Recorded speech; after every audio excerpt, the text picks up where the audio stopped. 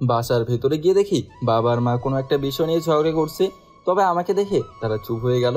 আমি আর এখানে কোনো কথা বললাম না। আমি সরাসরি আমার রুমে চলে গেলাম। ওনারা কি নিয়ে ঝগড়া করছে কে জানে। এখানে যদি আমি কথা বলি তবে এটা বেয়াদবি হয়ে যাবে, এজন্য কিছুই বললাম না। তবে আমার লক্ষ্য একটাই, রিয়াকে প্রতিষ্ঠিত করা আর এরপর সংসার জীবনে সুখী হওয়া। এছাড়া আমার আর কোনো ইচ্ছে নেই। দেখতে দেখতে আজকে অনেকগুলো বছর চলে গেল। তবে আমার নিত্যদিনের কাজ ছিল সকালে বাবার সাথে মাঠে কাজ করা, বিকেলে টিউশনি আর রাতে বাসা পাহারা দেওয়া। বাবা সেদিন বলল রিয়া নাকি শহরের বড় ডাক্তার হয়েছে, এজন্য কালকে নাকি ও সবাইকে জানিয়ে অনুষ্ঠান করবে।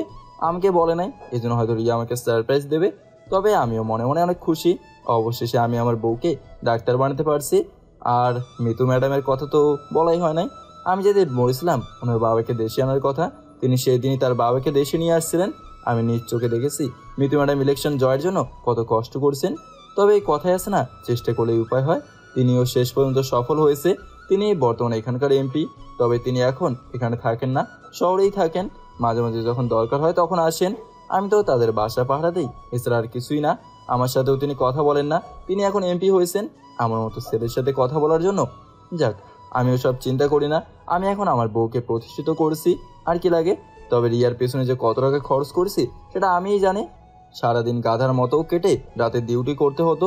আগে তো মিতু ম্যাডামকে দেখতে পারতাম, আর যদি কোনো দরকার হতো তাকে বলতে পারতাম। কিন্তু তিনি এমপি হওয়ার পর আর এখানে আসেন না। আর রাত্রের কথা আর কি বলবো, ও সপ্তাহে 2 দিন এখানে থাকে আর বাকি দিনগুলো শহরে কাটায়। আমি যদি এই বিষয়ে ওরা কিছু বলি ও জবাব দেয় না, শুধু মুচকি একটা হাসি দিয়ে বলে তুই এসব বুঝবি না। এজন্য আমি ওকে তেমন কোনো বিরক্ত করি না।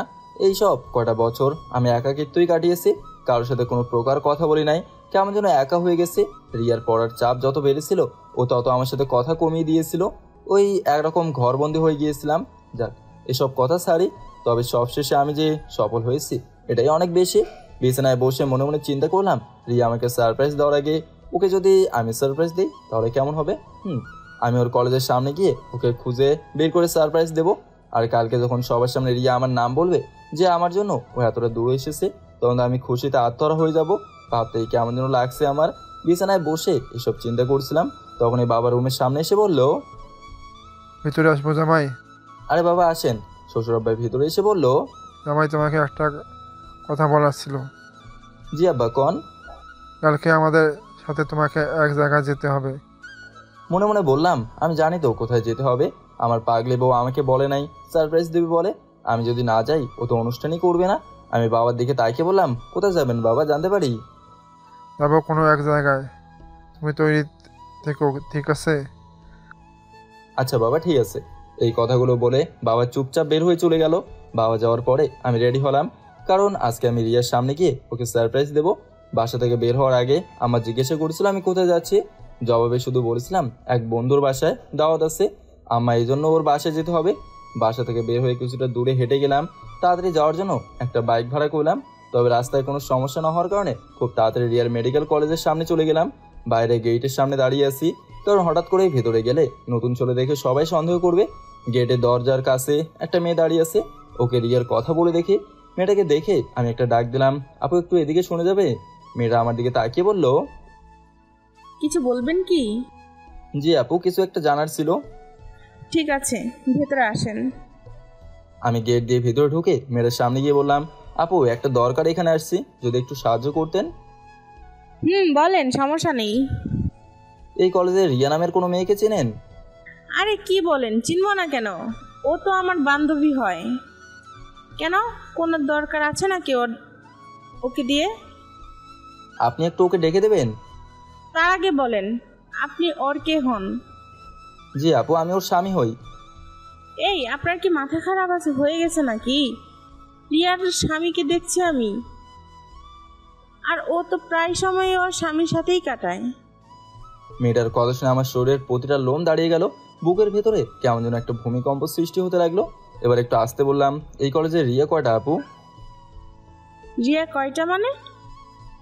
একটাই তো রিয়া, আর ও গ্রাম থেকে এসেছে এখানে পড়ার জন্য। কিন্তু আপনি বলছেন ওর স্বামী, সত্যি করে বলেন তো কে, নইলে কিন্তু পুলিশে ধরিয়ে দেব। ওর স্বামীর নাম কি এটা তো বলেছে আপু? হ্যাঁ, ওর স্বামীর নাম মিস্টার লাদেন চৌধুরী। কিন্তু আপনি ওর কি হন সত্যি সত্যি বলবেন? আমি আমার আইডি কার্ড বের করে মেয়েটার হাতে দিয়ে বললাম, আমার নামই লাদেন। আর বিশ্বাস করেন আমি ওর হাজব্যান্ড। এতদিন আমি গ্রামে ছিলাম আর আজকে ওকে সারপ্রাইজ দেওয়ার জন্য এখানে আসছি। আর আপনি বলেন? তাহলে রিয়া যার সাথে সময় কাটায় সে কে? কি বলছেন এসব আপু? আর রিয়া এখন কোথায়? মেয়েটা আমার দিকে তাকিয়ে বলল, আমি বললে আপনি বিশ্বাস করবেন না। আর আমাকে আপনি আপু ডেকেছেন, আমি আপনাকে মিথ্যা কিছু বলবো না।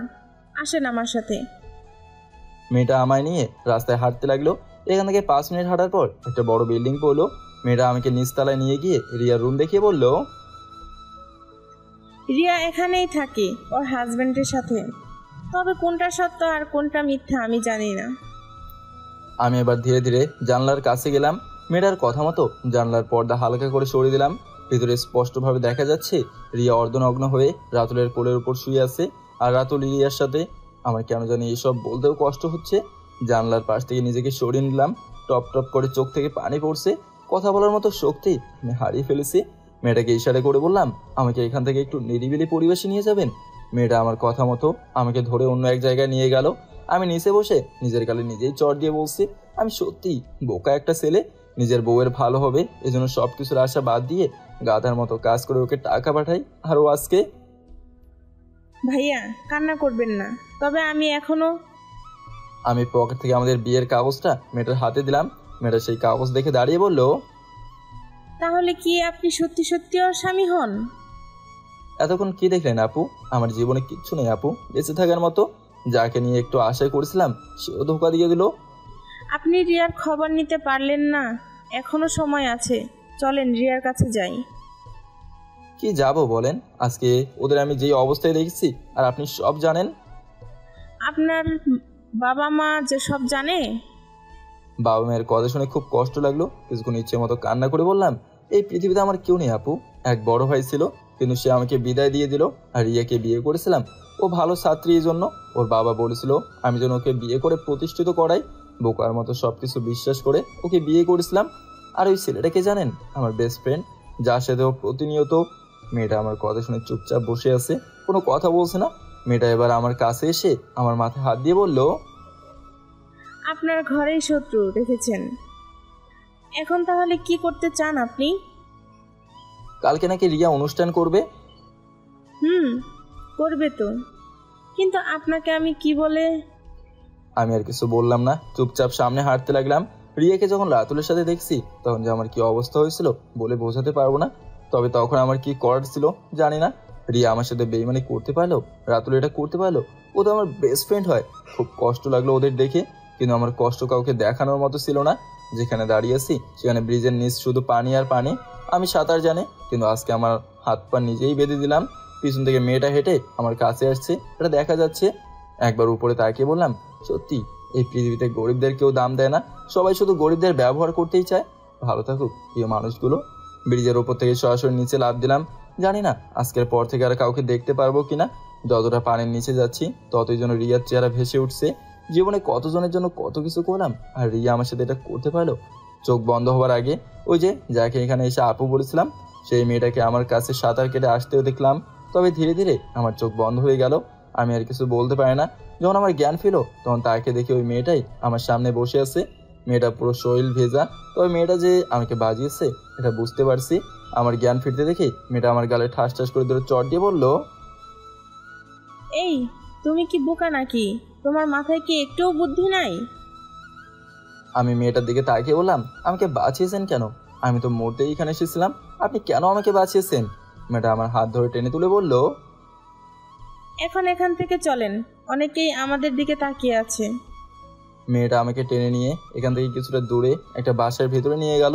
আমার হাতে একটা লুঙ্গি দিয়ে বলল, কাপড় চেঞ্জ করে এখানে বসেন, আমি ভেতর থেকে আসছি। আর ভয় পাওয়ার কিছু নেই, এটা আমার বাসা। এই কথা বলে মেয়েটা ভেতরে চলে গেল। আমি কাপড় চেঞ্জ করে লুঙ্গি পরে বসে আছি। কিছুক্ষণ পর মেয়েটাও কাপড় চেঞ্জ করে আমার সামনে বসে বলল, এই পাগলামোর কি কোনো দাম আছে? আজকে যদি আপনার জায়গায় অন্য কেউ থাকতো তাহলে ওদের নিজ হাতে খুন করে ফেলতো, জানেন? আমি কান্না মিশ্রিত কণ্ঠে বললাম, কাকে খুন করব বলেন? যাকে আমার সবটা দিয়ে ভালোবেসেছি। আর ছেলেটা ছিল আমার বেস্ট ফ্রেন্ড রাতুল। নিজের মানুষগুলোকে কিভাবে খুন করব? আমার কি রাগ হয় না বলেন? কিন্তু আমি থাক, আর বলতে হবে না। মাঝখানে তো ফাঁসিয়ে দিলেন আমাকে।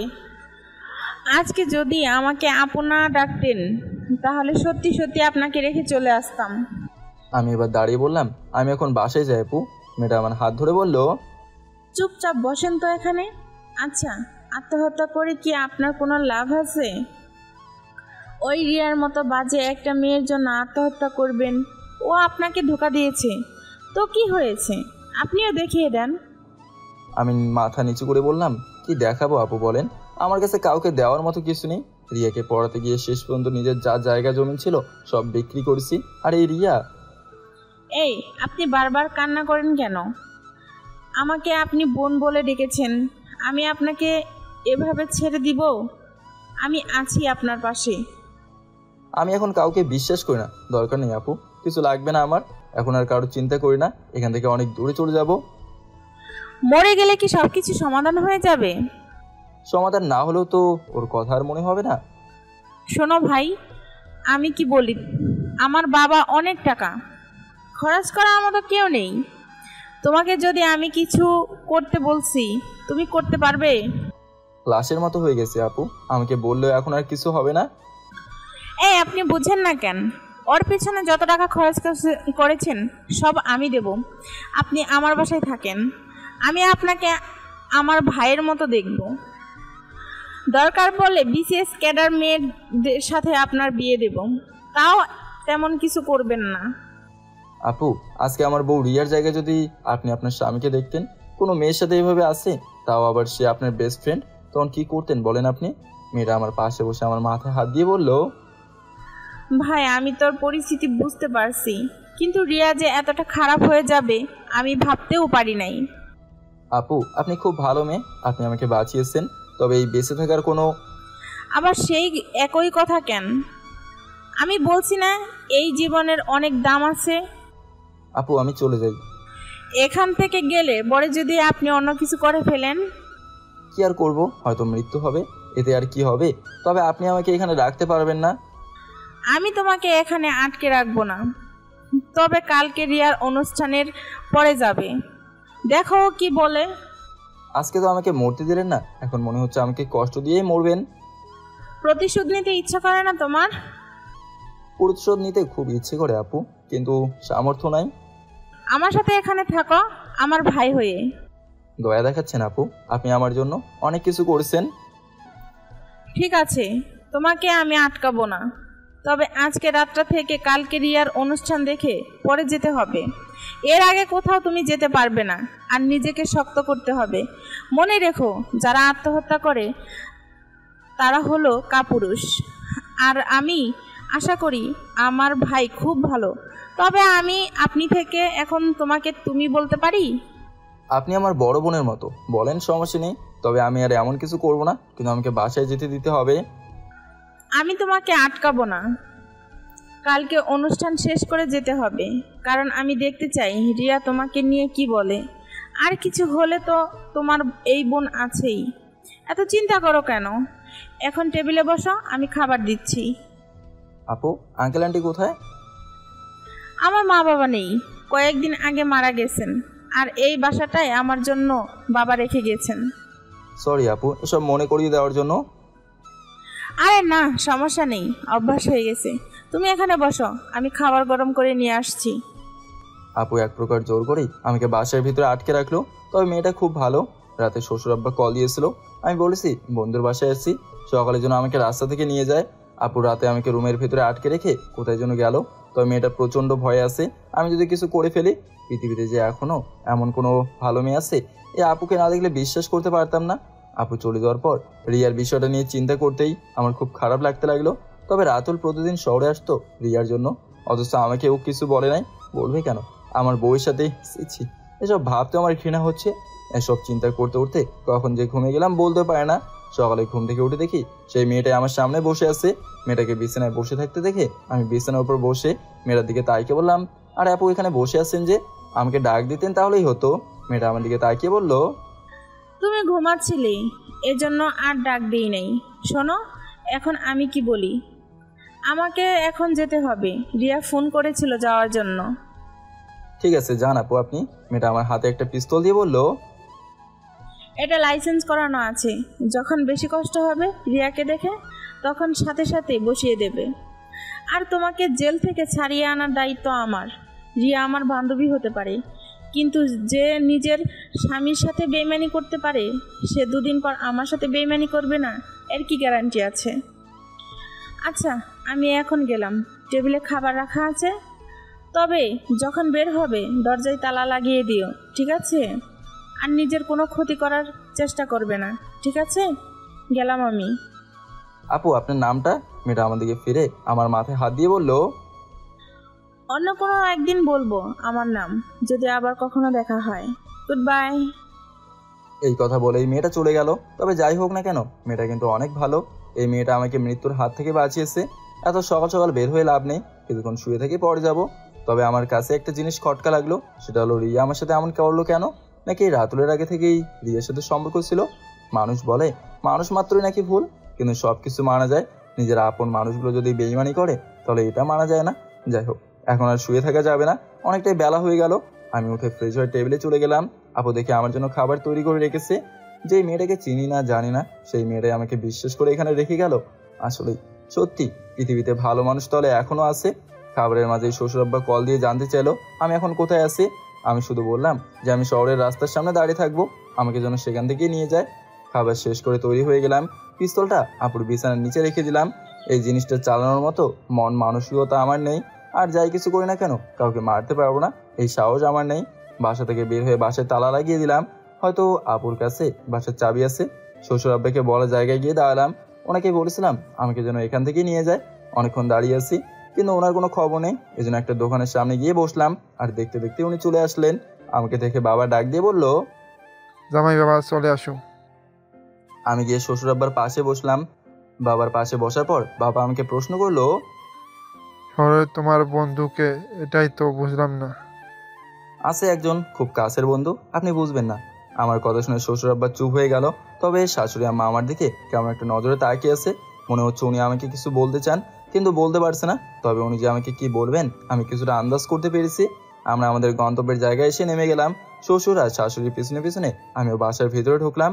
আর এটা সেই বাসা যেখানে রিয়াকে আর রাতুলকে অন্তরঙ্গ অবস্থায় একসাথে দেখেছিলাম। ভেতরে যেতেই রিয়া ওর বাবাকে দেখে জড়িত হলো। এতদিন পর ওর মা বাবাকে দেখে যে কি কান্না। সবশেষে রিয়া আমার সামনে দাঁড়ালো। তবে রিয়া আমাকে জড়িত হয় নাই, আমার সাথে হাত মিলিয়ে বলল, কেমন আছেন আপনি? আমি হাত ছেড়ে বললাম, আলহামদুলিল্লাহ, তুমি যেমন ভালো রেখেছো আমাকে। আচ্ছা আমি এখন গেলাম, আমার অনেক কাজ আছে, তুমি এখানে থাকো। এই কথা বলে রিয়াও চলে গেল। আমি শুধু একটা মুচকে হাসিতে বললাম, মানুষ স্বার্থের জন্য কত কিছু যে করতে পারে, এটা হিসাবের বাইরে। দেখতে দেখতে অনুষ্ঠান শুরু হয়ে গেল। রিয়া মাইকের সামনে গিয়ে বলতে শুরু করলো, সবাইকে আমার পক্ষ থেকে অনেক অনেক ধন্যবাদ। আমি বলতেই আপনারা সবাই আমার জন্য আসছেন, অনেক অনেক ধন্যবাদ আপনাদের। আপনারা জানেন কি, আমি গরিব ঘরের মেয়ে। আমার বাবা দিনে আনে দিনে খাই। এর মানে হলো তিনি দিনে যতটুকু ইনকাম করে সেটা দিয়েই আমাদের পরিবার একদিন চলে। আর সেখানে বাবা আমাকে ডাক্তারি পড়াশোনা কিভাবে করাবেন, কিন্তু আমার বাবা হাল ছাড়ে নাই। আমারও স্বপ্ন ছিল ডাক্তার হওয়া, কিন্তু ওই যে কথাই বলে না, ভাগ্য থাকলে কেউ ফিরাতে পারে না।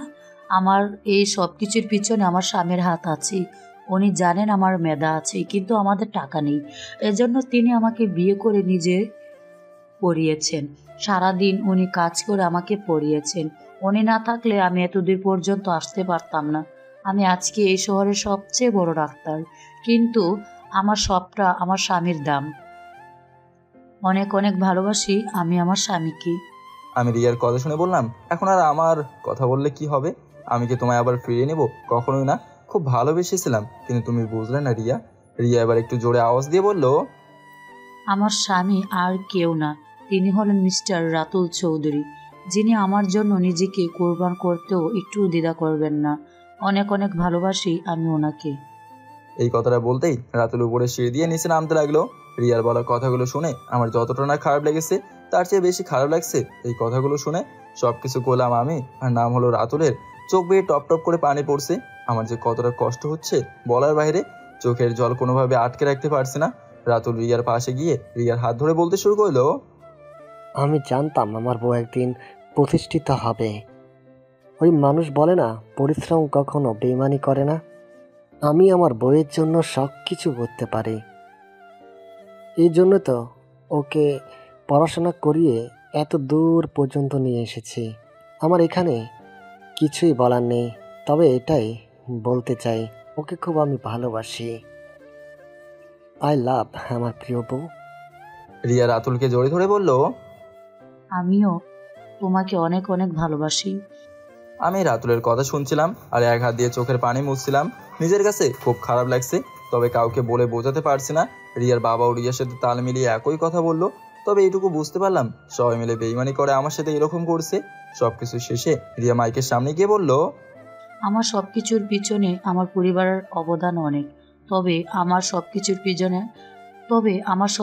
পিছনের আরেকজনের একটু হাত আছে, আর সে হলো আমাদের বাড়ির চাকর, যে আমাকে সবসময় বলতো, আপু আপনি অনেক বড় ডাক্তার হবেন আর আমি ফ্রিতে সেবা নিব। আর মাঝে মাঝে ওই চাকর ছেলেটা আমাকে 10-20 টাকা দিয়ে সাহায্য করতো। গরিব ছেলে তো, এর থেকে বেশি কিছু করতে পারতো না। আর সেই চাকর ছেলেটা হলো লাদেন। কি রে রাদেন, এইখানে আয়। রিয়ার এই কথাটা শুনে আমার কলিজাটা ফেটে যাচ্ছিল। মনের কষ্ট মনের ভেতরে চেপে রাখলাম। যতই সামনে যাচ্ছি ততই যেন কষ্ট হচ্ছে। এক পা সামনে গেলে আরেক পা যেতে চায় না। রিয়ার সামনে গিয়ে একবার রাতুলের দিকে তাকলাম। রাতুল আমাকে দেখে একটা মুচকি হাসি দিয়ে বলল, মাফ করে দিস বন্ধু। আর তোর মতো বন্ধুকে শুধু ব্যবহার করা যায়, কিন্তু খাঁটি বন্ধু বানানো যায় না। আমি এবার মাইকের সামনে গেলাম। কিছু বলার আগে চোখ থেকে টপ টপ করে পানি পড়তে লাগলো। নিজেকে যেন কোনোভাবে মানাতে পারছি না। সবাই আমার দিকে মনোযোগ দিয়ে তাকিয়ে আছে। আমি এবার বলা শুরু করলাম, জীবন থেকে সব কিছু হারিয়ে যায়, তবু কখনো তুমি হারিয়ে যেও না। এই কথাটা মানে কি জানেন? আমি আমার বউকে কখনো ছাড়তে চাই নাই।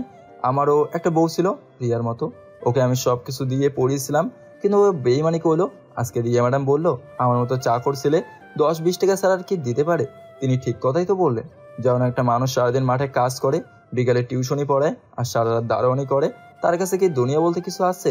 আমি আমার বউয়ের জন্য সব কিছু দিয়েছি। এই হাতগুলো কোনো সাধারণ হাত না, এটা একজন চাকরের হাত। আমি যদি কাউকে কিছু দিয়ে সাহায্য করে থাকি, তাহলে সেটা উপরওয়ালা দেখবে। আমার সাথে যে বেইমানি করেছে সে বেশি দিন ভালো থাকতে পারবে না। এগুলো বলছি কারণ কি জানেন? রিয়া ম্যাডামের মতোই আমার একটা বউ ছিল। জন্মের পর থেকে বাবা মা নাই, বড় একটা ভাই ছিল। সে আমাকে অপমান করে বিদায় দিয়ে দিয়েছে। যাকে আশা করে বিয়ে করেছিলাম সে অন্য কারো হাত ধরে চলে গেছে। অন্য কারো বলা যাবে না, কারণ সে আমার বেস্ট ফ্রেন্ড। নিজের মানুষগুলো আমাকে ধোকা দিয়েছে। এই শহরে যখন কাউকে সারপ্রাইজ দিতে এসেছিলাম, তখন তাকে দেখি আমার বেস্ট ফ্রেন্ডকে নিয়ে একই বিছানায় শুয়ে আছে। তাদের কাছে আমার কোনো অভিযোগ নেই, তবে দোয়া করি তারা যেন ভালো থাকে। জানেন কি, যখন আমি ওদের আমার চোখের সামনে দেখেছি, তখন আমি ওদের মেরে ফেলতে চেয়েছিলাম, কিন্তু যাকে এতটা ভালোবাসি তাকে মারবো কিভাবে? আমার বিশ্বাস ছিল আমার বউ আমার সাথে বেইমানি করতে পারে, কিন্তু আমার বেস্ট ফ্রেন্ড পারে না। তবে ও আমার দুর্বলতা জেনে আমাকে কলিজায় আঘাত করেছে। কারো উপর আমার কোনো অভিযোগ নেই। তবে আমার ম্যাডাম এখন ডাক্তার হয়েছেন, আমি ফ্রিতে চিকিৎসা করতে পারবো। এর থেকে আর বড় কি হতে পারে? আজকে আমি অনেক অনেক খুশি। চোখের পানি মুছে পিছনে গিয়ে বসলাম। আজকে নিজেকে মানাতে পারছি না, বুক ফেটে কান্না আসছে। কারে কি বলবো? হঠাৎ কোথা থেকে শাশুড়ি আম্মা এসে আমার পাশে বসলেন। ওনাকে দেখে আমি নিচ থেকে শক্ত জাতীয় কিছু একটা হাতে নিয়ে বললাম, এটা আমার পেটে ভিতরে ঢুকে দেন আম্মা। বাবা আমাকে মাপ। আমার বাবা মা কেউ নেই, আপনাদের বাবা মা বলতাম। যাকে আম্মা বলে রাখি সে কি আমাকে একটু সব বলতেও পারলো না? আমি গরিব, আমি অসহায়, আমি বোকা, এই জন্য আমাকে ব্যবহার করেছেন। সারাদিন গাধার মতো কাজ করছি, কারো কাছে কোনো অভিযোগ দেই নাই। আজকে আমার মা বাবা আমার সাথে এমন করলো। বউয়ের কথা বাদ দিলাম, বাবার কথাও বাদ দিলাম, বেস্ট ফ্রেন্ডের কথাও বাদ দিলাম। আমার মা আমাকে বলতে পারতো না আমার তো এই দুনিয়াতে কেউ নাই, আমাকে সবাই শুধু ব্যবহার করতে জানে। মা বাবা পেয়েও হারিয়ে গেলাম। আমার নিজের বাবা মা হলে বেইমানি করতো না। আজকে কাছের মানুষগুলো বুঝিয়ে দিল কষ্ট কি জিনিস। বাবা আমি আসলে এমন কিছু করতে চাই নাই, আমি তোমাকে সবকিছু বলতে চেয়েছিলাম, কিন্তু আম্মা আমি কি বলি, সবাই তো চলে গেছে, আপনি এখান থেকে চলে যান। আম্মা, আমি কি ওর সাথে কিছু কথা বলবো? রিয়ার কথা শুনে ওর মা একটু দূরে চলে গেল। আমি চোখের পানি মুছে বললাম, ম্যাডাম কিছু বলবেন কি? রিয়া আমার সামনে একটা কাগজ দেখে বলল, এটা ডিভোর্স লেটার। মনে আছে অনেক দিন আগে আমি তোরে ডেকেছিলাম দেখা করার জন্য? তখন তুই একটা সাইন দিক করেছিলি, তখনই আমাদের ডিভোর্স হয়ে গিয়েছিল। আমাকে এতদিন ব্যবহার করেছিলেন কেন? তুই বোকা একটা ছেলে, তোরে ব্যবহার করা ছাড়া আমার কোনো উপায় ছিল না। আমার তখন শুধু টাকার দরকার ছিল, আর তুই আমায় কতটুকু সঙ্গ দিয়েছিলি। রাতুল সবসময় আমার সাথে ছিল, আমাকেও কখনো একাকিত্ব হতে দেয় নাই। তোর থেকে রাতুলকে আমার বেস্ট মনে হয়েছিল। রাতুল না, আজকে আমি ছিলাম বলে এত দূর পর্যন্ত আসতে পেরেছো, নইলে তবে আমি তোমাকে এতটা ভালোবাসতাম। আর তুমি? তোর মতো গরিবের মুখে ভালোবাসা মানায় না। ফুটপাত থেকে কোনো মেয়েকে দেখে বিয়ে করে যা। মানুষ মাত্রই পরিবর্তনশীল, আর আমার সাথে বেঈমানের ফল আমি একদিন দেখিয়ে দেব। তুই আমাকে কি দেখবি? তোর আজকে থেকে কোথায় জায়গা হয় কি না আগে দেখ। মানুষকে বেশি আপন মনে করতে নেই, নইলে এভাবে পেছন থেকে ছুরি মারে। তোর যোগ্যতা আছে আমার পাশে দাঁড়ানোর মতো? চাকর কোথাকার। রিয়াকে আর কিছু বললাম না। এবার আমি রাতুলের কাছে গেলাম, রাতুলের দিকে তাকিয়ে বললাম, তুই কি সত্যি আজও আমার বন্ধু ছিলি?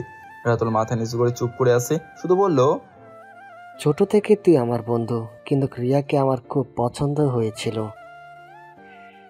আমি জানি তুই ওকে ছুঁয়েও দেখাস নাই, এই জন্য আমি ওকে পঠাই। আর আজকে সুখে থাকিস, দোয়া করি।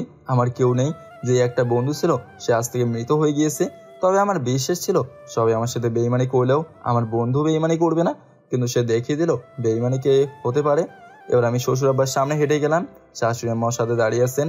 বাবার দিকে তাকিয়ে বললাম, বাবা মায়ের তুলনা হয় না, আপনাদের অপমান করার মতো আমার যোগ্যতা নেই। রিয়াকে বিয়ে করার পর থেকে আমি আপনাদের বাবা মা বলি, আমার এই পৃথিবীতে কেউ নাই তো আপনাদের ছাড়া। বাবা, আমার বিছানার নিচে একটা পাঞ্জাবি আর একটা পায়জামা রাখা আছে, ভাবছিলাম সামনে ঈদে এগুলো আপনাদের দেব। ওই দেখেন, আমার শার্টটাও ছিঁড়ে গেছে। ছিঁড়বে না কেন বাবা? 1 বছর ধরে একটাই পরি, টাকা নাই তো বাবা আমার কাছে, সব রিয়াকে দিয়েছি। আর আম্মা, আপনি আমার মায়ের সমান। মায়ের সমান কি? আপনিই তো আমার মা। কিছু দিতে পারে না আপনাকে, মাফ করে দেবেন। এই নেন 5 টাকার একটা নোট, এটাই ছিল আমার কাছে শেষ সম্বল। খুব ভালোবাসি তো আপনাদের, চলেই তো যাব। তবে রিয়ার জন্য কিছু একটা বানিয়েছিলাম। রিয়ার সামনে গিয়ে একটা আংটি বের করে রিয়ার হাতে দিয়ে বললাম, এটা বানানোর মতো যোগ্যতা আমার ছিল না, শরীর থেকে 2 ব্যাগ রক্ত বিক্রি করে এটা বানিয়েছিলাম। বিয়ের পর থেকে তোমাকে কিছু দিতে পারে নাই। আমি বোকা একটা ছেলে, এজন্য এত কিছু চিন্তা করি না। যদি আমার বউকে পড়াশোনার জন্য আমার একটা কিডনি বিক্রি করতে হতো, আমি সেটাও করতাম। বোকা মানুষ তো, এত কিছু বুঝি না, শুধু মানুষের ভালোবাসা বুঝি। বুঝি দেখেন, আমার বন্ধু যে আপনাকে বিয়ে করছে, আমার যখন থাকার মতো কেউ ছিল না, তখন ওর বোন কিন্তু আমাকে টাকা দিয়ে সাহায্য করছে। এই জন্য ওর প্রতি আমার কোনো অভিযোগ নেই। সবাই খুব সুখে থাকবেন, লাভ ইউ আপনাকে। হঠাৎ করে মনে হলো পেছন থেকে কেউ আমাকে ছুরি দিয়ে আঘাত করছে। পিছনে তাকে দেখি রাতুল সবটা ছুরি আমার পিছন থেকে পেটের ভিতরে ঢুকিয়ে দিয়েছে। আমি পিছনে ফিরে কান্না করে বললাম, এমনটা না করলেও পারতি রে, তুই আমাকে সামনে থেকে আঘাত করলেও আমি তোরে কিছু বলতাম না। তুই আমার বেস্ট ফ্রেন্ড ছিলি, পিছন থেকে কেন আঘাত করলি? রিয়া হাসি দিয়ে বলল, তুই বেঁচে থাকলে সবাই জানবে আমি তোর বউ ছিলাম। একদিন না একদিন তুই বলবি, এর জন্য তোর মরতে হবে। হায় রে দুনিয়ার মানুষ, এত বেইমান হতে পারে? আমাকে মারবেন বলবেন না, এক জায়গায় বসলাম, তারপর গুলি করে মারতেন। এখানে সবাই তো নিজেরাই, বিশ্বাস করেন আমি কাউকে কিছু বলতাম না। হঠাৎ করে শাশুড়ি আম্মা রিয়ার দিকে পিস্তল তাক করে বলল, এই ছেলেকে যদি এখন কেউ কিছু করে, আমি আমার মেয়েকে সরাসরি গুলি করে দিব। ওকে এখান থেকে যেতে দাও বলছি। আমি আম্মার দিকে তাকিয়ে বললাম, কেন আম্মা এমন করলেন? বাবা, হেরে গেলাম আমি, তোমার কাছে হেরে গেলাম। একজন মা তার ছেলের সাথে কিভাবে বেইমানি করতে পারে? আমার মেয়ে আজকে ডাক্তার হয়েছে, এটা তোমার জন্যই। তোমার সাথে আমি বেইমানি করতে পারবো না। এখান থেকে চলে যাও আর নিজেকে বাঁচাও। আম্মা, তোমাকে যেতে বলছি না? আর বাইরে থেকে গেটটা বন্ধ করে দিও। রিয়া রেগে বলল। আম্মু, তুমি এটা করতে পারলে? শাশুড়ি মা বলল, ওর সাথে অনেক কিছু হয়েছে, তাই বলে ওকে এভাবে মরতে দিতে পারি না। ও আমাদের মাঝে আর আসবে না, চিন্তা করিস না, আমি ওরে চিনি। যাও বাবা। আমি পেছন থেকে ছুরিটা বের করে কোনো মতে বাসা থেকে বের হয়ে বাইরের গেটটা লাগিয়ে দিলাম। কিছুটা সামনে গিয়ে আপনা আপনি পড়ে গেলাম, চোখগুলো বন্ধ হয়ে গেল। জানি না এখন বাঁচতে পারবো কিনা। আর শুনেছি শহরের কেউ কাউকে সাহায্য করে না। চোখগুলো একেবারেই বন্ধ হয়ে গেল, আর বাঁচতে পারবো না আমি। তবে যখন আমার জ্ঞান ফিরল, তখন আমি নিজেকে অপারেশন থিয়েটারে আবিষ্কার করলাম। আমার জ্ঞান ফিরতে থেকে একজন ডাক্তার বের হয়ে কাকে যেন বলল, ম্যাডাম, রোগীর জ্ঞান ফিরেছে। আমি মনে মনে চিন্তা করতে লাগলাম, আমাকে আবার কে এখানে নিয়ে আসছে? বারবার মৃত্যুর হাত থেকে বেঁচে আসছি, যেখানে আমি মরতে চাই, কিন্তু আমি বুঝতে পারলাম না আমাকে কে বাঁচিয়েছে। কিন্তু কিছুক্ষণ পর যাকে আমি ভেতরে আসতে দেখলাম, তাকে দেখে তো আমার মাথা পুরোই খারাপ হয়ে গেল। তিনি তাহলে কি আমাকে বাঁচিয়েছেন? মিতু ম্যাডাম দূর থেকে আমার দিকে তাকিয়ে একটা হাসি দিল। সত্যি এতদিন পর মিতু ম্যাডামকে দেখে একটু ভালো লাগছে। তবে তিনি অনেকটাই পরিবর্তন হয়ে গেছেন, আগের থেকে একটু মোটাও ও সুন্দরী হয়েছেন। কিন্তু আবার রিয়ার কথা মনে পড়ে আমার মনটা খারাপ হয়ে গেল। একটা মানুষ যদি বেইমানি করে তাহলে সেটা মানা যায়, কিন্তু যদি পুরো একটা পরিবারের সবাই মিলে যুক্তি করে আমার সাথে বেইমানি করে তাহলে এটা মানা যায় না। মিতু ম্যাডাম আমার পাশে দাঁড়িয়ে বলল, কি খবর মিস্টার লাদেন? এতদিন পর তোমাকে দেখলাম, তাও আবার এই অবস্থায়। তোমাকে কে বা কারা মারতে চেয়েছিল? তার আগে বলেন আপনার হাতে এটা কি ম্যাডাম? এটা তো ফল কাটার একটা চাকু। এবার আমি মুচকি একটা হাসি দিয়ে বললাম, বাঁচার মতো ইচ্ছে আমার এখন আর নেই। যদি মরতে পারি তাহলে আরো বেশি ভালো হয় ম্যাডাম। মিতু ম্যাডামের হাত ধরে সরাসরি চাকুটা আমার পেটের ভেতরে ঢুকিয়ে দিলাম। মিতু ম্যাডাম চিৎকার দিয়ে বলল, লাদেন, তুমি এটা কি করলে? অনেকবার মরতে চেয়েছে কিন্তু মরতে পারে না ম্যাডাম, কিন্তু এইবার কনফার্ম মারা যাব। বাঁচার মতো কেউ নেই আমার ম্যাডাম যে আমি বাঁচবো। আর আপনি একজন এমপি, আপনি কেন আমার পিছনে সময় ব্যয় করছেন? চলে যান এখান থেকে ম্যাডাম। মিতু ম্যাডাম তাড়াতাড়ি রুম থেকে বের হয়ে গেল। হয়তো এখন তিনি ডাক্তারকে ডাকবেন। ধীরে ধীরে আমার চোখ বন্ধ হয়ে গেল। তবে এবার আমি মারা যাব, বেঁচে যাওয়ার মতো কোনো চান্স নেই। এই জন্য আমি অনেক অনেক খুশি। বেঁচে থেকে কষ্ট সহ্য করাচ্ছে মারা যাওয়াই অনেক ভালো। চোখগুলো আর খুলে রাখতে পারছি না। চোখ বন্ধ হবার আগে একটা হাসি দিয়ে বললাম, বেঁচে থাকুক রিয়ার মতো বেঈমান কিছু মেয়ে, আর আমাদের মতো কিছু অসহায় ছেলের বুকে আগুন জ্বলুক। এই পর্যন্ত বলে একটা মুচকে হাসি দিয়ে চোখ বন্ধ করে দিলাম। আর কিছু বলতে পারে নাই।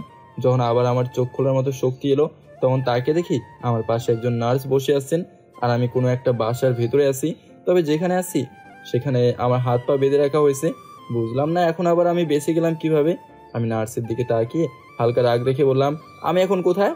নার্স আমার দিকে তাকিয়ে বলল, আপনার তো ভাগ্য ভালো যে আপনাকে এমপি বাঁচিয়েছেন। যদি আমাদের মিতু ম্যাডাম না থাকতো তাহলে আপনি বারবার মৃত্যুর হাত থেকে বেঁচে ফিরতে পারতেন না। এখন চুপচাপ শুয়ে থাকেন, উনি এসে আপনার সাথে কথা বলবেন। আমার হাত পা বেঁধে রাখা হয়েছে কেন? এটা আমি কি বলবো? মিতু ম্যাডাম আসলে জিজ্ঞেস করবেন। আর আমি এখন গেলাম, রাতে আবার এসে আপনাকে দেখে যাব। কিন্তু যাওয়ার আগে আমার হাত পায়ের। সরি স্যার, আমি এটা করতে পারবো না, মিতু ম্যাডাম নিষেধ করেছেন। এই কথা বলে নার্স মেয়েটা চলে গেল। তোর বাবা, এবার কোন বিপদে পড়লাম। এখন খুব রাগ হচ্ছে আমার মিতু ম্যাডামের উপর।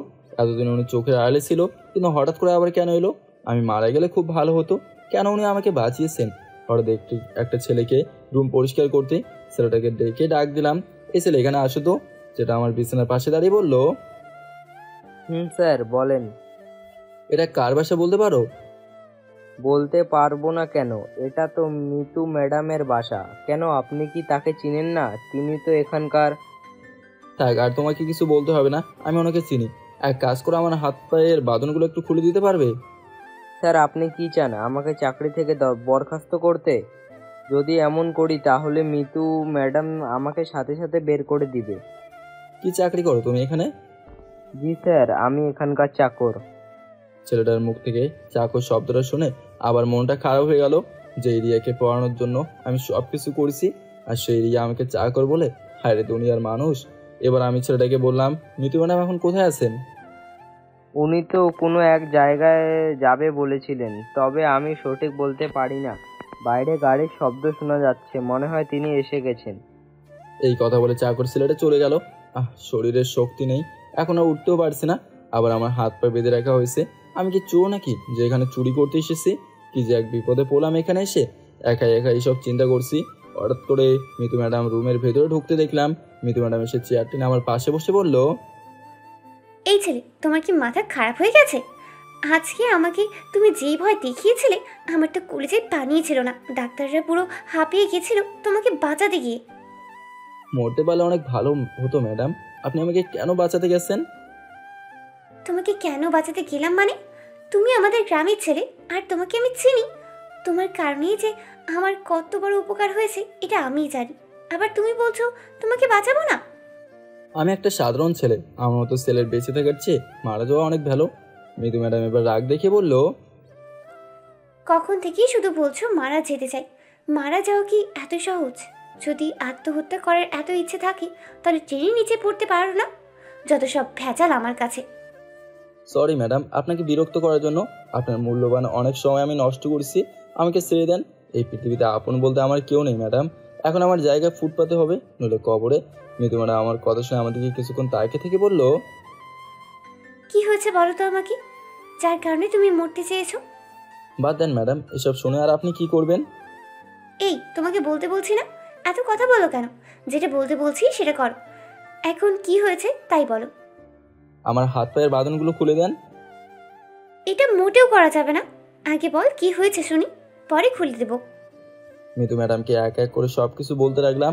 সবকিছু বলতে বলতে অনেকটাই সময় চলে গেল, তবে সবটাই মিতু ম্যাডাম ধৈর্য ধরে শুনলেন। সব শুনে মিতু ম্যাডাম চুপচাপ বসে আছে, তবে ওনার চোখে হালকা পানি এসে গেছে, আমি দেখতে পারছি। তবে উনি আমাকে বোঝালেন উনি কান্না করেন নাই। উনি আড়ালে চোখের পানি মুছে আমার হাত পায়ের বাঁধনগুলো খুলে দিয়ে বলল, এই জন্যই বারবার মরতে যাও। আমি চোখের পানি মুছে বললাম, এছাড়া আমার আর কি করার আছে ম্যাডাম, কার আশায় বেঁচে থাকবো? এখানে আমার বাসায় থাকো, আমি অনেকেই চাকরি দিয়েছি গ্রাম থেকে এনে। তুমিও আমার বাসায় কোনো একটা চাকরি করবে। ম্যাডাম আমার জায়গা এখন ফুটপাতে, এখানে আমার জায়গা না ম্যাডাম। কুকুরের জীবনের কোনো দাম আছে ম্যাডাম? এত কথা তোমাকে বলতে বলেছি, আমি যেটা বলছি সেটাই করো। এখান থেকে আগে সুস্থ হও, পরে চিন্তা করে দেখবো তোমাকে কি চাকরি দেওয়া যায়। আর নিজের কোনো ক্ষতি করবে না, ঠিক আছে? মনে রেখো, এটা একজন এমপির বাসা। আর তুমি তো বলতে আপনি একদিন সফল হবেন ম্যাডাম, চেষ্টা করলেই সব কিছু হয়। এই কথা দ্বারা আমি কি বুঝেছি বুঝলে তো? তুমিও নিজেকে প্রতিষ্ঠিত করো। থাক এসব, এখন বলবো না, আগে সুস্থ হও, ঠিক আছে? আমি গেলাম। আর কোনো কিছু দরকার হলেই ঘরের কাজের ছেলেটাকে বলবে, ঠিক আছে? এই কথা বলে মিডু ম্যাডাম চলে গেলেন। আমি বিছানার উপর চুপচাপ বসে আছি, নিজেকে যেন একদম মানাতে পারছি না।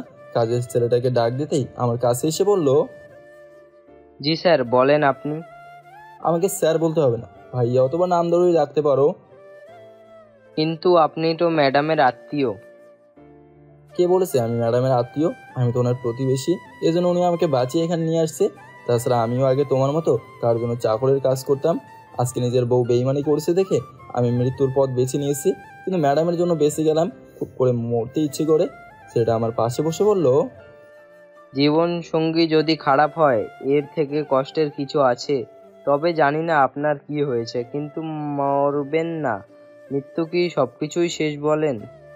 সিগারেট খাও? খাই মাঝে মাঝে, তবে লুকিয়ে। ম্যাডাম দেখতে পারলে বকা দিবেন। একটা সিগারেট দাও তো আমাকে। আপনার মাথা খারাপ হয়েছে মিয়া, ম্যাডাম জানতে পারলে আমি শেষ। আর তাছাড়া আমি অসুস্থ, এই অবস্থায় এইসব খাওয়া যাবে না। এখন যদি সিগারেট না খাই তাহলে পরে উল্টাপাল্টা কিছু করে ফেলবো। কোনো একটা খেয়ে কষ্টকে আটকে রাখতে হবে। প্লিজ একটা সিগারেট দাও, নইলে আরও আমার অবস্থা খুব খারাপ হয়ে যাবে। ঠিক আছে, এই নেন। তবে ম্যাডামকে কিন্তু কিছু বলতে পারবেন না। আচ্ছা ঠিক আছে। আমি সিগারেট জ্বালিয়ে খেতে লাগলাম। আগে কখনো এইসব খাওয়া হয় নাই তো, এই জন্য একটু কাশতে লাগলাম। ছেলেটা আমার অবস্থা দেখে বলল, কেন নিজেকে এভাবে নষ্ট করছেন? যাকে মন প্রাণ দিয়ে ভালোবাসি সে নিজেকে প্রতিষ্ঠিত করে অন্য কারো হয়ে চলে গেছে। অনেকবার মরতে চেয়েছিলাম, কিন্তু মৃত্যু আমার কাছে হার মেনে গেল। বারবার মরতে গিয়েও পারি নাই। এখন এসব খাওয়া ছাড়া আমার কোনো উপায় নেই, যদি কষ্টগুলো কিছুটা কমে।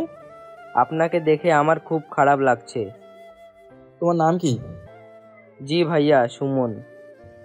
ভাইয়া বলতে হবে না, তুমি বলতে পারো। আর আমার নাম লাদেন। আচ্ছা তাহলে আপনি থাকেন, আমার আবার অনেক কাজ করতে হবে। আপনার সাথে কথা বলে অনেক সময় কাটিয়ে দিয়েছি। এই কথা বলে সুমন চলে গেল। আমি একা একা রুমে বসে আছি। হায়রে 2 টাকার জীবন, এই জীবনের জন্য মানুষ কত কিছু করে। রাতে নার্সের সাথে একজন ডাক্তার আসলো। ডাক্তার আমাকে পরীক্ষা করে কিছু ওষুধ দিয়ে বলল এগুলো যেন নিয়মিত খাই, তাহলে নাকি সুস্থ হয়ে যাব।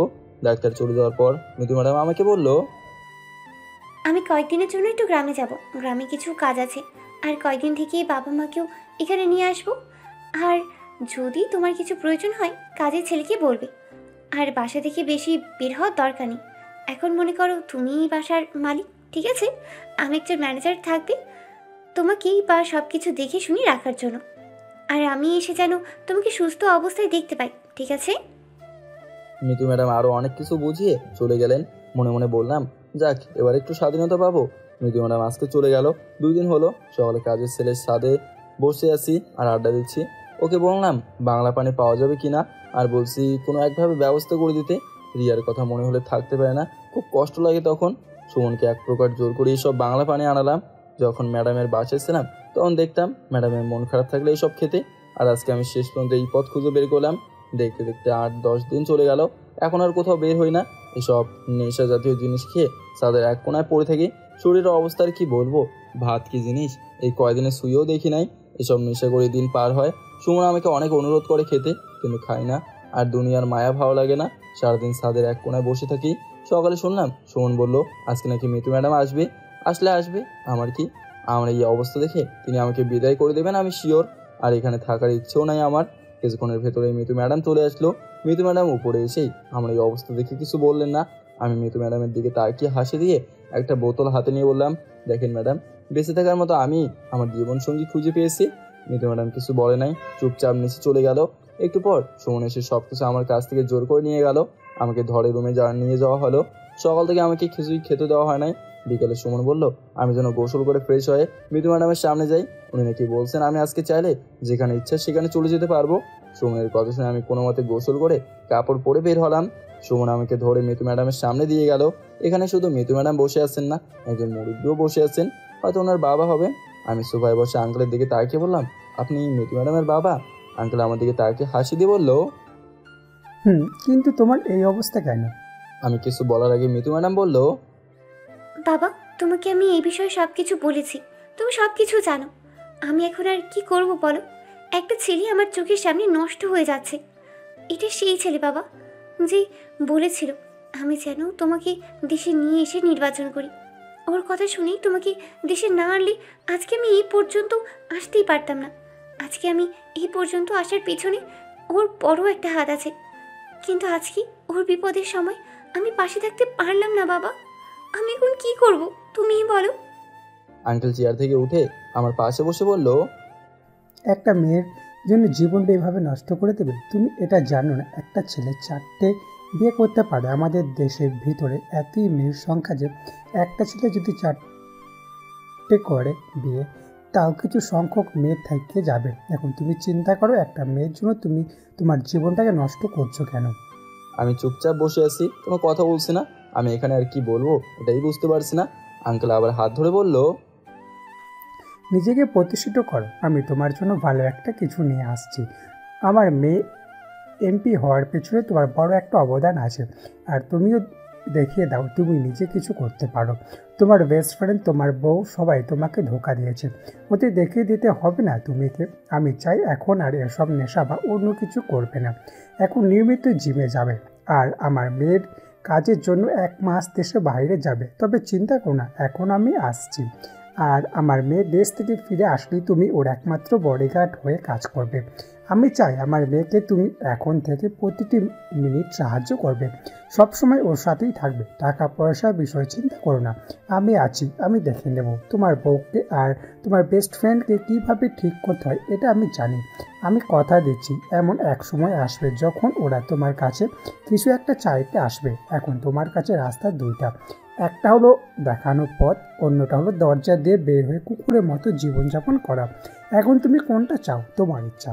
সবসময় একটা কথা মনে রাখবে, টাকা থাকলে সবাই দাম দেবে, নইলে না। এখনও অনেক সময় আছে, নিজেকে গুছিয়ে নাও। আমি উপরে গেলাম, বাকিটা তোমার ইচ্ছে। এই কথা বলে আঙ্কেল উপরে চলে গেল। মিতু ম্যাডাম বসে বসে কিছু একটা ফাইল যেন দেখছেন। আমি ওটা ওনার সামনে দাঁড়িয়ে বললাম, জানি না আমার এখন কি করা উচিত ম্যাডাম, তবে আপনাকে অনেক অনেক ধন্যবাদ আমাকে বাজার রাস্তা থেকে ফিরিয়ে আনার জন্য। এখন আমি আঙ্কেলের কথা মানবো, আমি এখন আবার নতুন করে নিজেকে তৈরি করব। তবে আবার যদি রিয়ার মতো কেউ আমাকে এমন পরিস্থিতিতে ফেলে তাহলে হয়তো আর বাঁচার মতো আশা থাকবে না। মিতু ম্যাডাম আমার দিকে তাকিয়ে বলল, নিজের মতো এখন নিজে চলবে, কারোর কোনো কথা মানবে না। আর আমার সাথে কাজ করার মতো অনেকেই বাসার বাইরে দাঁড়িয়ে আছে। এই জন্য ভাবলাম তোমাকে একটা সুযোগ দিই, পারবে তো তুমি? জি ম্যাডাম, আমি অবশ্যই পারবো। আমি রাতের দিকে দেশ ছাড়বো, ফিরে এসে যেন আমি নতুন কাউকে তোমার মাঝে দেখতে পাই, মনে রাখবে। আর বাবার কাজে একটু সাহায্য করবে, মনে থাকবে তো কি বললাম? জি ম্যাডাম, অবশ্যই মনে থাকবে। আপনি একটু বসেন, আমি আসছি। আমি হেঁটে হেঁটে কিচেন রুমে চলে গেলাম। সুমন আমাকে দেখে শুধু একটা হাসি দিল। আমি নিজ হাতে কফি বানিয়ে মিতু ম্যাডামের হাতে দিয়ে বললাম, আমি অবশ্যই নিজেকে পরিবর্তন করবে পারবো ম্যাডাম, আমি সবসময় আপনার সাথে আছি। ধন্যবাদ ম্যাডাম সাহায্য করার জন্য। মিতু ম্যাডাম একটা হাসি দিয়ে বলল, যাও আগে খেয়ে নাও, অনেক দিন ধরে কিছু খাও নাই শুনেছি। আচ্ছা ম্যাডাম, ঠিক আছে। আমি টেবিলে বসার পর কাজের বুয়ো খাবার বেড়ে দিতে লাগলো। খেতে খেতে চিন্তা করছি, সত্যি মিতু ম্যাডাম আগের থেকে অনেক পরিবর্তন হয়ে গেছে, আর ভেতরে কোনো অহংকার নেই। ম্যাডাম না থাকলে আজকে আমার কি অবস্থা হতো। রাতে খাবার টেবিলে আঙ্কেল আমাকে দেখে একটা হাসি দিয়ে বলল, আমি জানতাম তুমি পারবে, কারণ ছেলে মানুষ অনেক কিছু সহ্য করতে হয়। Best of luck. খাবার শেষ করে রুমে চলে গেলাম। বিছানায় শুয়ে ঘুমাতে চেষ্টা করলাম, কিন্তু কোনোভাবেই ঘুম আসছে না, শুধু মাথা ঘুরছে। ওই যে সারাদিন উল্টাপাল্টা কিছু খেতাম, এই জন্য এখন মাথা আউট হয়ে গেছে। এখন বাজে রাত 12টার মতো, কিন্তু আমার চোখে কোনো ঘুম নেই। মাথাটা যেন একদম ধরে গেছে। কি করব না করব কিছুই বুঝতে পারছি না। রুমের দরজা খুলে ছাদে চলে গেলাম। ছাদের এক কোণা থেকে অন্য কোণায় হাঁটাহাঁটি করছি। কি করব কিছুই বুঝতে পারছি না। হঠাৎ করে কে জানে বলল, কি ব্যাপার লাদেন, এত রাতে তুমি এখানে কি করো? আমি দূর থেকে কণ্ঠস্বর শুনেই বুঝে গেছি এটা মিতু ম্যাডাম। মিতু ম্যাডামকে দেখে আমি বললাম, আপনি এখানে কি করেন ম্যাডাম? বাসা থেকে বের হব বলে রেডি হচ্ছিলাম, কিন্তু হঠাৎ করে মনে হলো ছাদে কেউ একজন আছে, এই জন্য দেখতে এলাম। এসে দেখি তুমি। একা একা এখানে আসে কি ঠিক হয়েছে ম্যাডাম? যদি আপনাকে কেউ মারতে চলে আসতো? মরলে আর কি হবে বলো, তবে মানুষের ভালো করতে গিয়ে যদি মরতে হয় তাও আমি রাজি আছি। ম্যাডাম একটা কথা বলার ছিল। বলো। আমি আর থাকতে পারছি না ম্যাডাম, আমার মাথাটা কেমন যেন চারিদিকে ঘুরছে। হঠাৎ করে যদি কিছু খাওয়া বন্ধ করে দিই তাহলে কেমন লাগবে বলেন? ম্যাডাম আমি সব কিছু ছেড়ে দেবো, শুধু কি সিগারেট খেতে পারবো? প্লিজ ম্যাডাম, আপনি না করবেন না। মিতু ম্যাডাম অন্ধকারে আমার দিকে কিছুক্ষণ তাকিয়ে থেকে বললো, আচ্ছা ঠিক আছে, শুধু সিগারেট। মিতু ম্যাডাম আমাকে অনুমতি দিতেই সিগারেট জ্বালিয়ে টানতে লাগলাম। এখন যে কতটা শান্তি লাগছে বলার বাইরে। এতক্ষণ মনে হচ্ছিল আমার ভেতরে যেন কিছু একটা আটকে আছে, তবে এখন ভালো লাগলো। আচ্ছা, আমাকে এখন বের হতে হবে, আর আমি এসে যেন তোমাকে কিছু বলতে হবে না ম্যাডাম আপনাকে। আপনি এসে আমাকে শুধু একবার দেখবেন, এরপর যদি ক্রাশ না খান তখন বলিয়েন। মিতু ম্যাডাম আমার কথা শুনে মিসকে হাসি দিয়ে বলল, তাই নাকি? আচ্ছা ঠিক আছে, দেখা যাবে। এই কথা বলে মিতু ম্যাডাম চলে গেলেন। আমি ছাদ থেকে নিচে তাকিয়ে দেখছি যে মিতু ম্যাডাম বাসা থেকে বের হয়ে চলে যাচ্ছে। তবে আর যাই হোক, আমি আগে মিতু ম্যাডামকে এতটাও ভালো মনে করতাম না। ওনার ব্যবহার এতটাও ভালো ছিল না, কেমন যেন অহংকারী ছিলেন তিনি। আর এখন এমপি হয়ে তিনি আগের থেকে অনেকটাই পরিবর্তন হয়ে গেছেন। মিতু ম্যাডাম যদি বিয়ে না করে তিনি সিঙ্গেল থাকতে পারে, তাহলে আমি পারবো না কেন? এখন থেকে নিজেকে শক্ত করতে হবে, যাতে আবার নতুন করে কারো মায়ায় না পড়ি। যাক, এসব এখন চিন্তা করে লাভ নেই, অনেক রাত হয়ে গেছে। এখন আর রুমে গেলে ঘুম আসবে না, এখানেই ঘুমিয়ে যাই। ছাদে আবার আবহাওয়াও ভালো, এখানে ছাদের এক কোনায় পড়ে ঘুমিয়ে গেলাম। হঠাৎ করে কারো ডাকে আমার ঘুম ভাঙলো। ঘুম ঘুম চোখে তাকিয়ে দেখি সামনে মিতুর বাবা দাঁড়িয়ে আছে। তবে এখনো সকাল হয় নাই, চারিদিকে কেমন যেন অন্ধকার হয়ে আছে। আমাকে দেখে আঙ্কেল বলল, কি ব্যাপার লাদেন, রাতে তো আবার? সি আঙ্কেল, এসব এখন আর বলবেন না। আমি রাতে এসব কিছুই খাই নাই, শুধু একটা সিগারেট খেয়েছিলাম, তা আবার মিতু ম্যাডামের অনুমতি নিয়ে। আর এখানে আবহাওয়া ভালো ছিল বলে এখানেই শুয়ে ঘুমিয়ে গেছি। আমার কথা শুনে আঙ্কেল হাসি দিয়ে বলল, আচ্ছা বুঝলাম, এখন আমার সাথে চল। আমি কি বলেছিলাম মনে আছে তো? জি আঙ্কেল, আমার সব কিছু মনে আছে, কিন্তু আপনিও যাবেন নাকি আমার সাথে? শরীর ভালো রাখতে হলে অবশ্যই জিম করতে হবে। চল, যেতে যেতে তোমাকে কিছু কথা বলি। আঙ্কেলের সাথে ছাদে থেকে নেমে বাইরে চলে গেলাম। রাস্তায় আঙ্কেল আমাকে বলতে লাগলো, লাদিন, তোমার কাছে এখন এই 1 মাস সময় আছে। এই 1 মাস জানি তুমি সব কিছু করতে পারো। আমার মতে সব কিছু মিলিয়ে তোমার 3 মাস সময় লাগতো, কিন্তু 1 মাসকে তুমি 3 মাসের মধ্যে নিয়ে আসবে। দরকার হলে সারাদিন পরিশ্রম করবে। আর আমার চেনা জানা একটা ট্রেনিং সেন্টার আছে, যেখানে তোমাকে সব কিছু শেখানো হবে। আমি আর কিছু বলবো না, আশা করি তুমি দেখলেই বুঝতে পারবে, ঠিক আছে? আঙ্কেল আর কিছু বললেন না, চুপচাপ সামনে হাঁটতে লাগলো। আজকে মিতু ম্যাডাম দেশে নাই, 29 দিন হলো। আর এই কয়েকদিন আমি এতটা পরিশ্রম করছি যে বলার বাইরে। এমন দিনেও ছিল যে সারাদিন আমি জিমে আর ট্রেনিং সেন্টারে সময় পার করে দিয়েছি, বাসায় বেশি আসি নাই। আঙ্কেল আজকে আমাকে বললো কালকে সকালে নাকি মিতু ম্যাডাম বাসায় আসবেন। আগে থেকেই আঙ্কেল আমাকে শর্ট রেঞ্জে একটা পিস্তল লাইসেন্স করে দিয়েছে। এখন তো আমি ম্যাডামের একমাত্র বডিগার্ড, ভাবতেই কেমন যেন ভালো লাগছে। বাসার ভিতরে বসে আছি, হঠাৎ করে কোথা থেকে আঙ্কেল এসে বললো, কি ব্যাপার লাদেন, আজকে জিমে যাও নাই? আমি আঙ্কেলের কথা শুনে শুধু একটা হাসি দিলাম। সুমনকে ডেকে এনে আঙ্কেলের সামনের কাছে 2টা লাঠি দিলাম।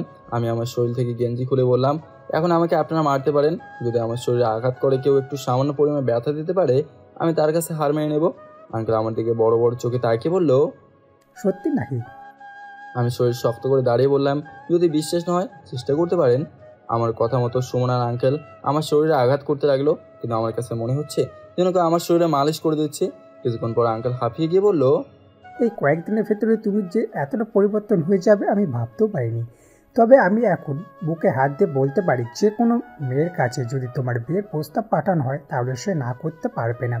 আগের মতো তোমাকে আর বোকা বোকা লাগে না। ধন্যবাদ আঙ্কেল প্রশংসা করার জন্য। এখন যাও, রুমে গিয়ে বিশ্রাম করো, সকাল সকাল তোমাকে আবার বের হতে হবে। ঠিক আছে আঙ্কেল। সারাদিন এদিক ওদিক ঘুরে সময় পার করে দিলাম। সকাল সকাল ঘুম থেকে উঠে গেলাম, মাথায় একটা টুপি, মুখে মাস্ক আর চোখে চশমা পরে রুম থেকে বের হলাম। আঙ্কেল আমাকে দেখে বলল, সব কিছু ঠিকঠাক আছে তো? পিস্তল কোথায়?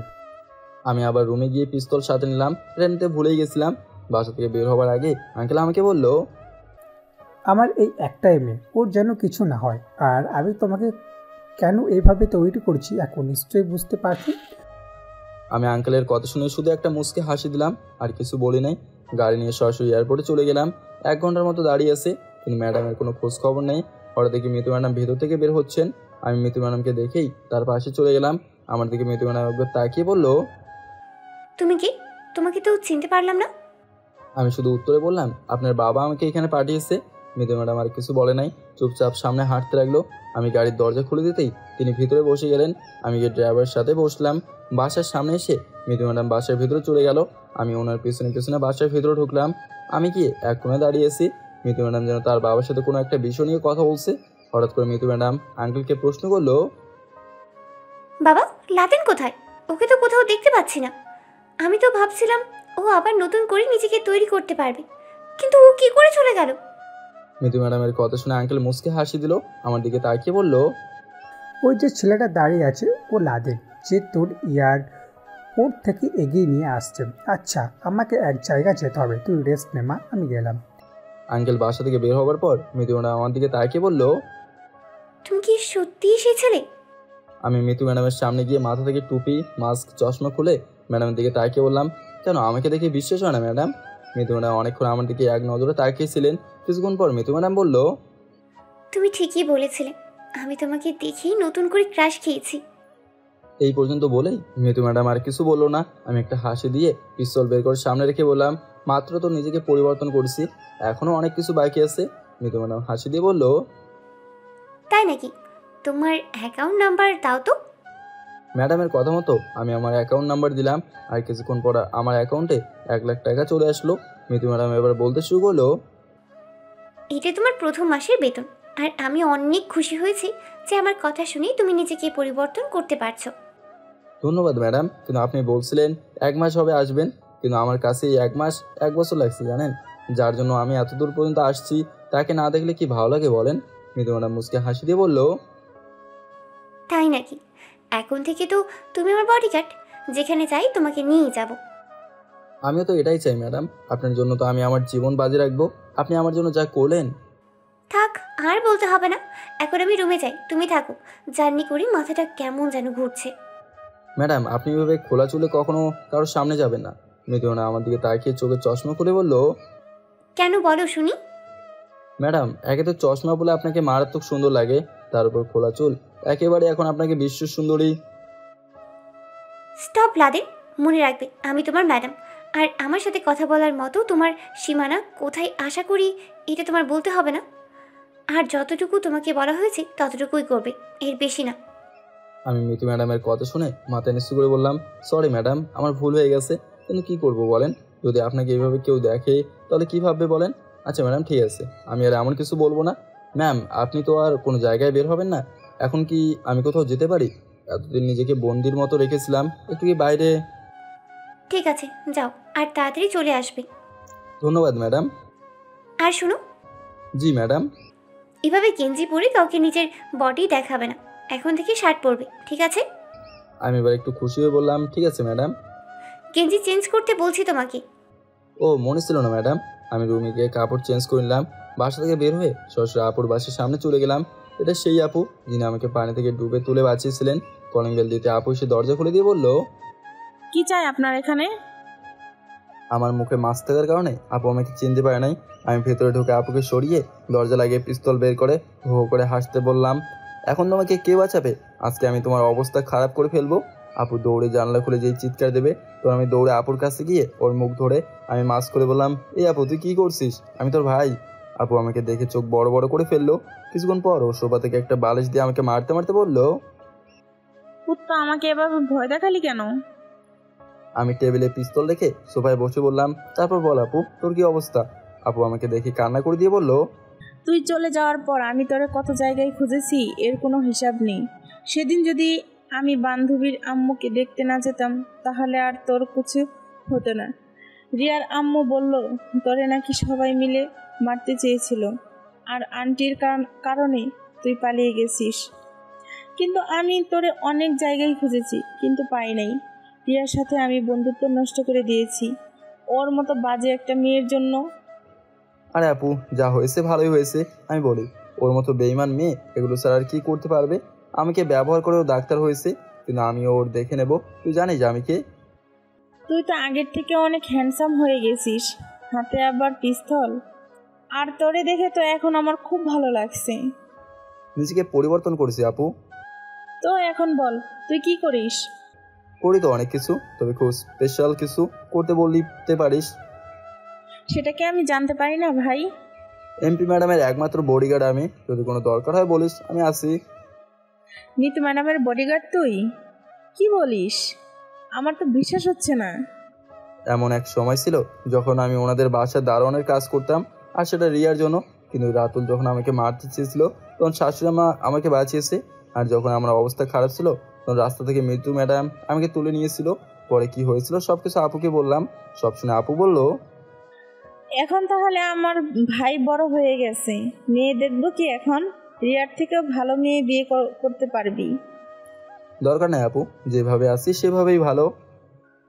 তো রিয়া আর তোর বেস্ট ফ্রেন্ড এর কথা জানাবি না? আমি আপুর কথা শুনে হাসি দিয়ে বললাম, এমন এক সময় আসবে ওরা ওদের চাকরি বাঁচাতে আমার পায়ে ধরবে। আর কি ভুল করছে এগুলো তো পরে দেখা যাবে। আমার সাথে যারা বেইমানি করছে, কসম করে বলছি আমি ওদের ছাড়বো না। ওদের আমার দেখার আছে। দেখার কি আছে? তুই এমপির বডিগার্ড, আর আমি তো জানি তুই এখন সব কিছু পারবি। আর একটা কথা, বল। রাতুল রিয়াকে বিয়ে করে নাই, ওরা এতদিন এভাবেই ছিল। তবে ওরা বিয়ে না করে এতদিন এভাবে একসাথে ছিল।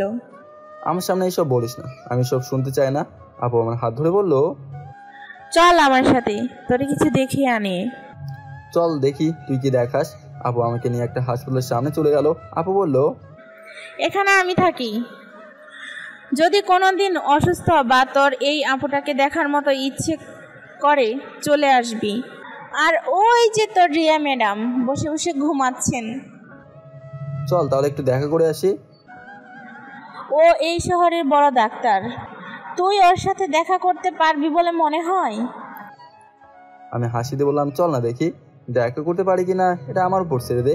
রিয়ার কেবিনের সামনে যাওয়ার পর একটা ছেলে আমাকে আটকে বলল, কি চাই এখানে?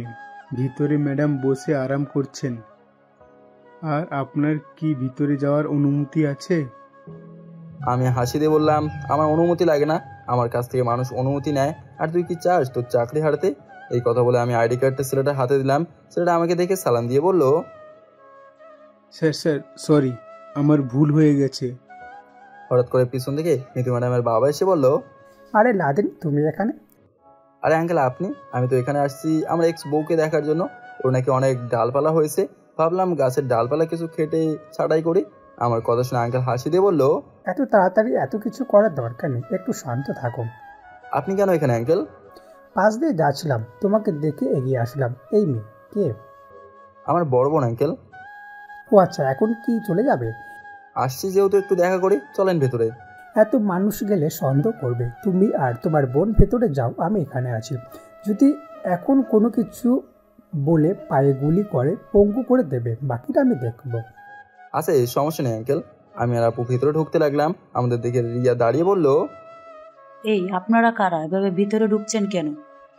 আপু মুখ থেকে মাস্ক সরিয়ে বলল, কিরে রিয়া, তোর কি খবর? আপুর কথা শুনে রিয়া বলল, এতদিন পর তুই এখানে, তা কি মনে করে? নাকি এখন তোর কিছু লাগবে? যদি কিছু লাগে বলতে পারিস। আমার আবার কি লাগবে?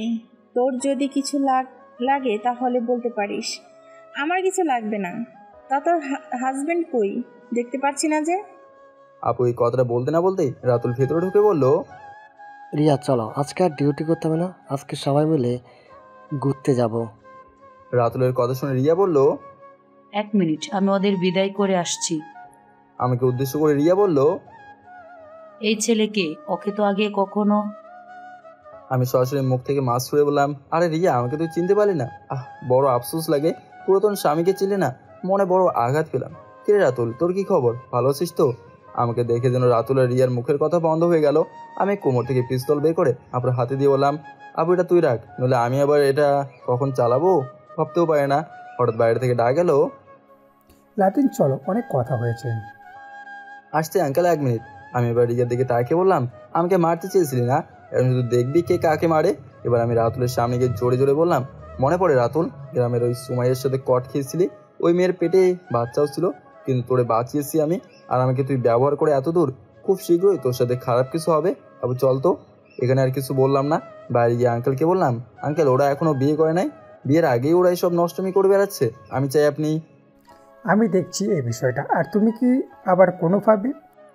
ওদের শুধু আমি শাস্তি দিতে চাই, আর কিছু না। রিয়াকে দেখলেই তো আমার ঘৃণা করে। C C. আবুকে বিদায় দিয়ে বাসায় চলে গেলাম। বিকেলে ছাদে দাঁড়িয়ে আছি, হঠাৎ পেছন থেকে শব্দ আসলো,